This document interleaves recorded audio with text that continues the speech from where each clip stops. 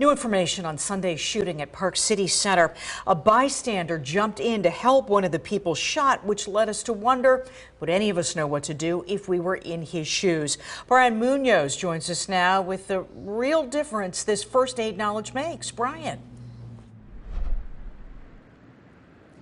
Good evening, Alicia. Yes, the Lancaster EMS was one of the first emergency agencies to respond during the Park City Mall shooting. But before they got there, first aid was already being applied. About 8 minutes from the time somebody calls 911 and before EMS arrives on scene. 8 minutes may not sound like much, but in a situation like a shooting, it can be the difference between life and death. Last weekend's shooting at Park City Mall is a strong reminder as we learn more about a bystander who jumped in and applied what Lancaster EMS called common sense first aid. Common sense things are going to be stop the bleeding, with direct pressure, and then continue to hold direct pressure and not let go. Richard Kennard has worked with Lancaster EMS for over a decade, and he knows the ins and outs of life-saving techniques. So much so, he could do them with common workplace items. By putting a tie on there and cutting off circulation, if he was spurting blood, it would actually help slow the bleeding down.